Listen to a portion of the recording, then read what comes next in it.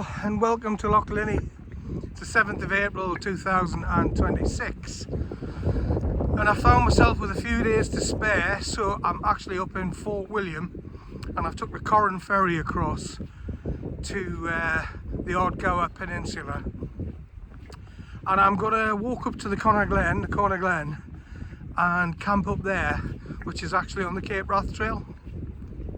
I've no expectations how far I'm going to go, what I'm going to do, really just having a bit of a wild camp.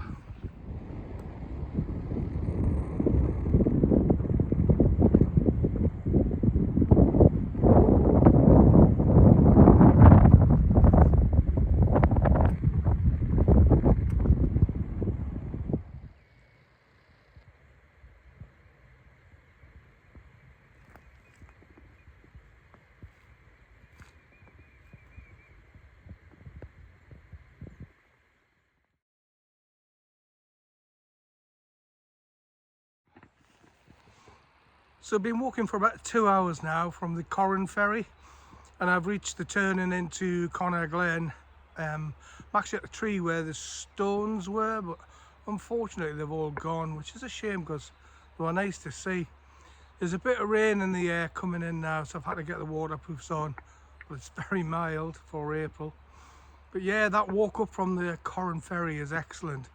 It's only 2 hours to be honest, and it feels like you're walking north all the way, because obviously you are, as opposed to getting off at Nagal and walking the 6 miles down, which is it's a canny day before you start that, like.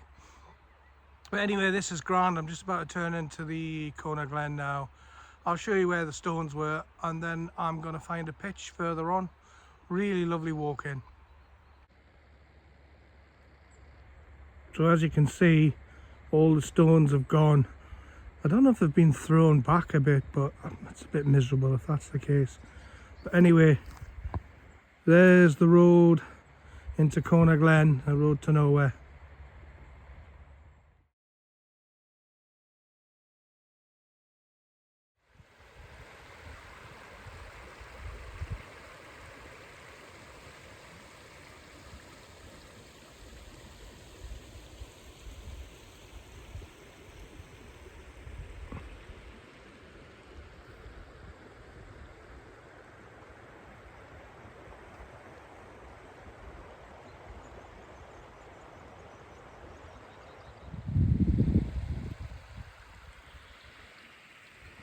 There's last night's pitch, fairly flat on that little ridge there. Got all my gear packed up dry, which is grand. A rough night with wind. It looks fairly benign and calm now, but high the wind, you could hear it roaring down the valley and then wham into the tent. Anyway, going to be away for 8:30, it's 8:20 now. Morning, that's 8:50. And I've been going about 25 minutes, packed up dry, which is good. There's a bit of mizzle in the air, but sort of dampness, but it's all right. So far it's lovely walking conditions. Feet are dry and warm, which is lush. Yeah, last night, man, it was crazy because you could hear the wind coming down the valley, down the glen, and then wham into the tent. And a few times I had to brace the tent poles with my hand, and then ultimately I put on the trekking poles underneath the ridge line, the ridge bar, to try and steady that. But one of the poles has taken a real bend, and so it's a huge bend, and I hope it's going to be all right. But now you can do is you just have to see what the crack is. So this is day 2 of my little trip. I say I'm following the Cape Wrath Trail because I wanted to come back to the Cona Glen. It's so beautiful and you fly through it when you're doing the Cape Wrath Trail. So I just wanted to chill out. So the target really, because there's not much else, any camping really, till you get to the foot of the Beelach. So the target is probably follow the Cape Wrath Trail to Glenfinnan, and then maybe see what the crack is there. I might carry on at the Corrahully Othy. Seems like I'm accidentally walking the Cape Wrath Trail, but it's just majestic, really. It's lovely. Anyway, I think I'm going to get a bit of rain, so I'm going to put the camera away and I'll check in an hour or two's time.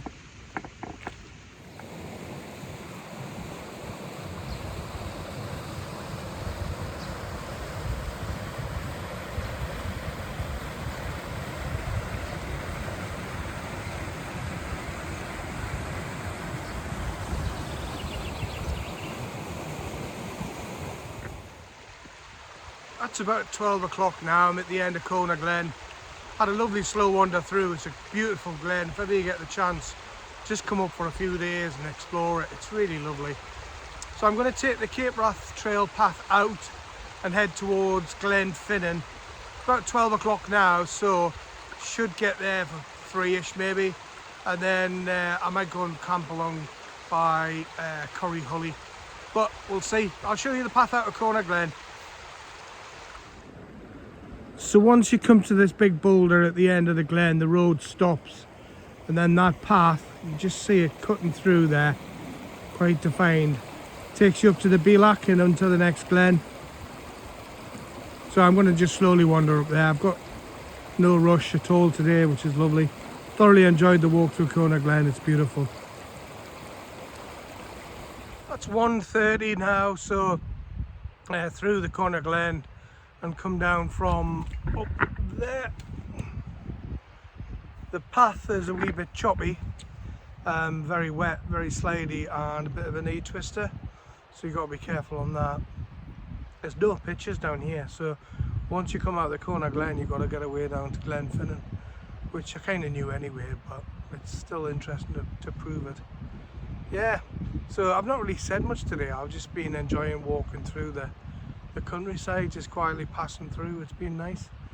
You've got to focus on the path. I've had one slip which twisted my knee a little bit, but not bad.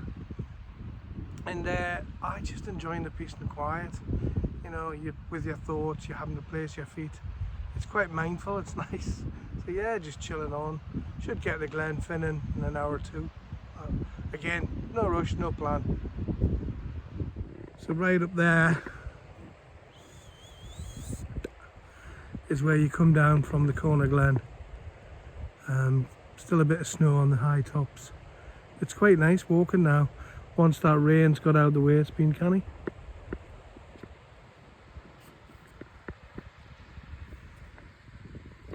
And essentially we're heading down there towards Glenfinnan. So coming down that last bit of the glen there was absolutely treacherous. The path was like flooded and wet mud. I had 2 bad slips and 1 nasty fall. I'm just going to get to the bridge in a minute and have a look to see if there's any damage to my tent or me whatever, my tent poles or anything, because the north clatter. But we'll see. I'll get down to the bridge and have a look. And there we go. The end of this little adventure. There's the Jacobite monument at Glenfinnan. Cracking little walk that's been, a bit treacherous at times, but really thoroughly enjoyed it.